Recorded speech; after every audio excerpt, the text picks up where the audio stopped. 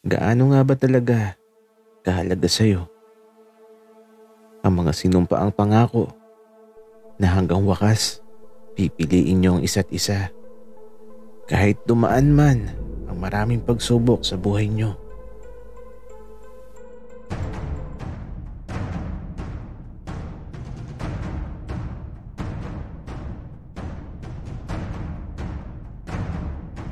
Kaibigan, huwag mong kalimutan mag-subscribe sa aming channel at huwag din kalimutan i-click ang notification bell at subscribe button. Subscribe na!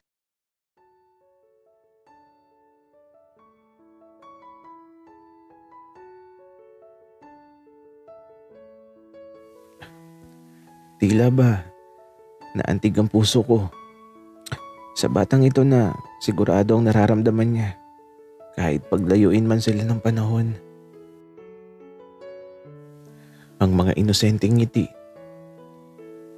at ang pangakong magkikita muli at ang mga lollipop na habilin, tila ba senyalis ng tadhanang di ko kayang palampasin.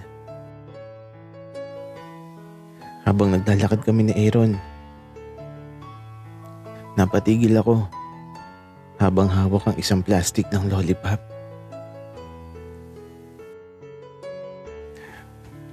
Dave,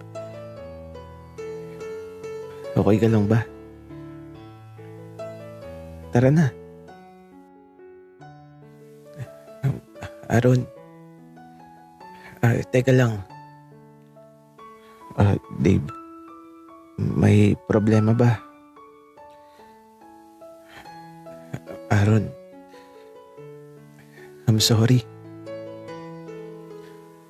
Dave, anong ibig mong sabihin?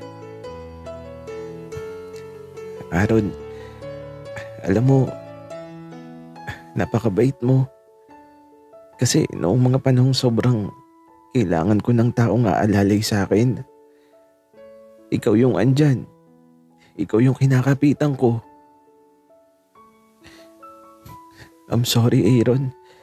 Kasi kahit anong pilit ko, hindi ko pa din makalimutan si Ben. Alam ko masasaktan ka. Pero hindi ko kayang mabuhay sa mundong ito. Nakasama ka. Subalit iba yung nilalaman ng puso ko. Sana mapatawad mo ako, Aaron. I'm sorry.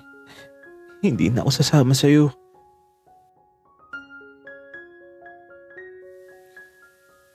Dave, ito na ba yun? Ito na ba yung kahilingan mo? Kasi alam mo, Dave, kahit noon pa man, tanggap ko na di ko kayang palitan sa puso mo si Ben.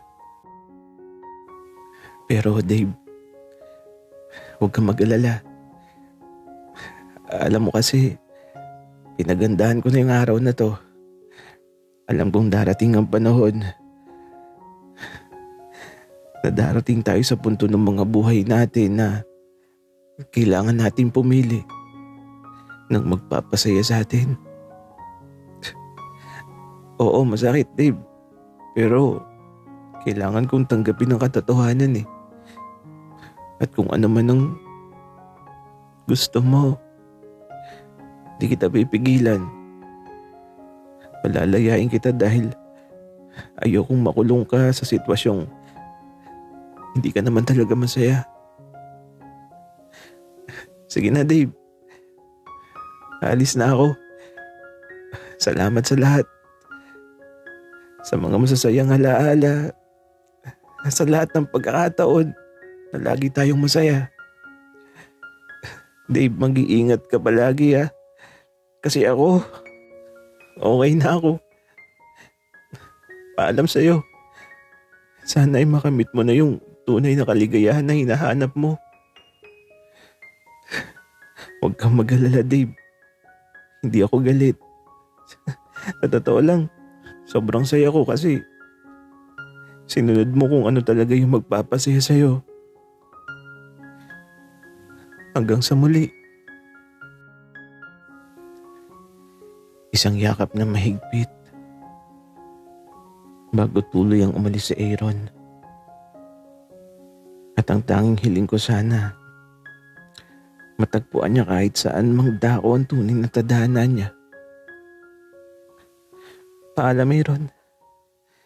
Salamat sa lahat ng mabubuting bagay na ginawa mo sa buhay ko.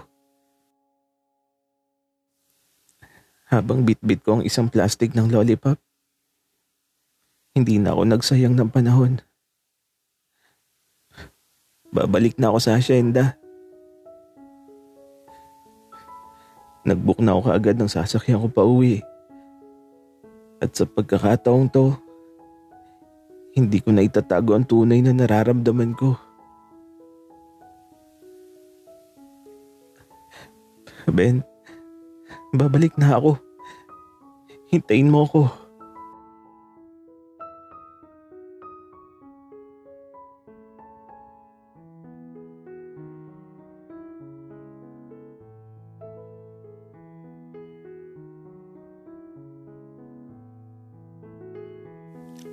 Hoy, alitap-tap. Lipad na. Nakahiling na ako. O baka gusto mong ipakain kita sa butik eh. Kaya lang, yung alitap-tap, ayaw umalis sa palad ko. Siguro kung makakapagsalita tong alitap-tap na to, baka binura na ako nito. Ay, nako. Alam mo, dahil ayaw mo na din namang umalis sa palad ko, kakausapin na lang muna kita. Alam mo, yung hiniling ko sa'yo, si Dave. Naku, mahal na mahal ko yun. As in, sobrang mahal na mahal ko talaga. Kaya lang, wala na. Kaya siguro, ayaw mong lumipad kasi hindi mo kayang tuparin yung hiling ko. Pero okay lang, tanggap ko na. Pero, alam mo, yung si Dave, the best yun. Promise. Yun lang ang minahal ko ng sobra. As in, sobra-sobra talaga. Uy, nakikinig ka ba? Ay naku, madama-daman to. Para na ako may tama sa pag-iisip. Pati alitap-tap eh. Kinakausap ko na. Pero ikaw na alitap-tap ka. Intindihin mo na lang ako. Kasi iniwan ako eh. Ang sakit kaya. Sobrang sakit. Pero maghihilom din naman siguro to. Hindi ko lang alam kung kailan. Bakit ba kasi di ka pa lumipad? At ito pa rin yung hiling ko. Dali na. Lumipad ka na. Pero kahit anong pilit ko, ayaw pa din talagang lumipad ng alitap-tap sa palad ko.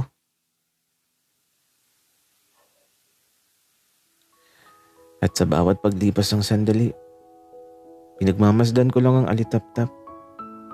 Hindi siya umaalis sa palad ko. Pakiramdam ko tuloy eh. Mamamatay na siya. Kaya lang, eto na. Nagsimula na siyang gumapang sa palad ko. At ilang saglit pa, eto na. Lumipad na yung alitap-tap. Napatayo ako sa pagkakaupo ko dito sa hagdanan, sa harapan ng malaking bahay. At eto, sinundan ko lang yung alitap-tap. Mabagal kasi yung paglipad niya. Parang babagsak eh. Nakatingin lang ako sa taas kung saan habang naglalakad ako, hinahabol ko yung alitap-tap. Baka kasi mawala eh. Subalit sa paghihip ng hangin, tila ba tinangay ang alitap-tap patungo sa isang taong di ko inaasahan. Teka, antok na ba ako? Bakit parang nakikita ko si Dave na nakatayo sa harapan ko? O baka naman panaginip to. Pero kung panaginip to, sana hindi na lang to matapos. Ayaw kong kurutin yung sarili ko kasi kapag ginawa ko yun, matatapos ang panaginip na to.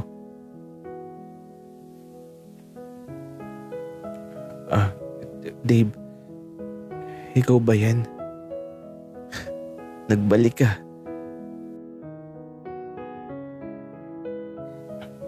Ben. Uy, gising. Ben. Bakit ka ba natutulog dito sa harapan ng bahay?